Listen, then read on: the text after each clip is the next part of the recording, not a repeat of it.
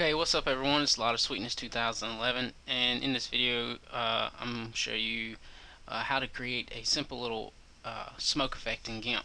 So I'll go ahead and get started. I've already created a new document size that's 800 by 600 pixels, and I filled that in with black as you see here. Now to create the smoke effect, what we want to do is create a new layer on top of that and fill with transparency. Then in that new layer, what you want to do is go to Filters, Blur, or excuse me, Filters, Render, Nature, Flame.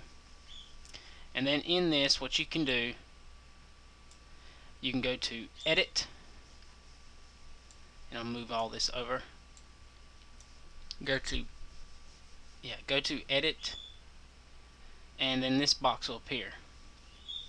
The directions box will appear, and where you see variation, click Same, and then scroll down till you see Waves, and then click Waves.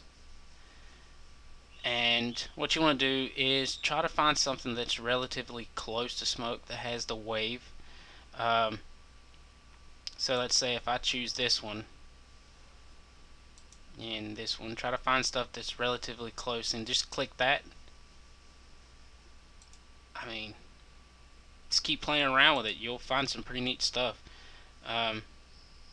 It took me a little bit to find something, but they've really got some good stuff in here you could use as smoke. I found this to be the easiest way to make smoke instead of using eye warp and then the paintbrush and making one single stroke and taking eye warp and warping it real bad. But this seems to work pretty decent if you can find. I found several already, but once you find the one you want, just click it, and I already have one here that's already done that I found. So once I have that, you can play with the brightness. You can turn the brightness up. You can also play with the contrast, but that really doesn't matter right now, because once you actually press OK and it places it in that new layer, you can actually go to Colors, Brightness and Contrast, and you can bring all that back out if you wanted to after erasing it, matter of fact. So just leave everything at default. It's really no big deal.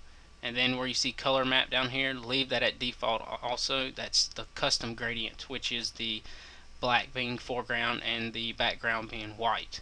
So once you have that, just press OK, and then I'll place that in here in the new layer. And I mean, that already looks pretty relatively close to smoke.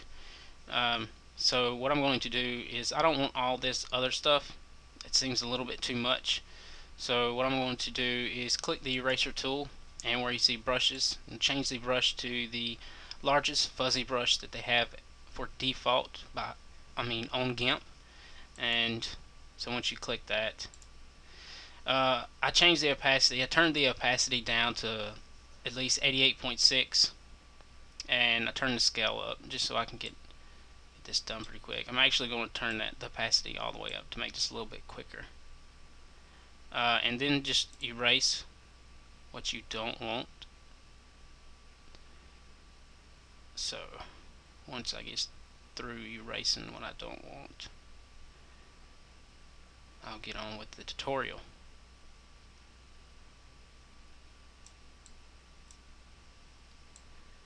I mean, this is the easiest way that I've found, other than what I was telling you earlier about the eye warp and the paintbrush tool. I found this to be the easiest way of doing this. So there's probably a lot of ways to do this, but I've only seen a few on Gimp, on the tutorials on YouTube, for Gimp tutorials of making smoke, and it's with the paintbrush tool and eye warp. So, but now that I got this erased, the stuff that I don't want, I want to keep this because it looks like, a neat little smoke effect. I'm going to click the rotate tool, and then I'm just going to rotate this. I want to keep kind of an angle to it. So once you have, once you have it somewhere around through here, now I'm going to click the paintbrush, the eraser tool, and I'm going to erase a little bit more of this because that's showing up a little too much. Now what I'm going to do is click the move tool, and I'm going to move this up so I can keep that little point down here. and just place that somewhere around in here like so. Now I'm going to go to this layer and then right click that layer in the layer dialog box and then go down to layer to image size. Then what I'm going to do is go to colors, colorize, and I want to turn the hue up to a dark blue, which is 210, and then the saturation I'm going to turn that down because we obviously don't want a dark color for the actual smoke effect unless you're doing something that you need color in the smoke. But I'm gonna leave it right here, and you can, like I was telling you earlier, you can bring out all the stuff that you erased or bring out all the stuff that wasn't erased that didn't show up just by turning the lightness up. So if you turn it up, you can actually see where I erased. But I'm gonna turn that back down because I don't want that. And that seems pretty good, so I'm just gonna press OK. Now, if this is really detailed, you can actually go to Filters, Blur, Gaussian Blur, and you can put a blur on this too as well if it's too detailed.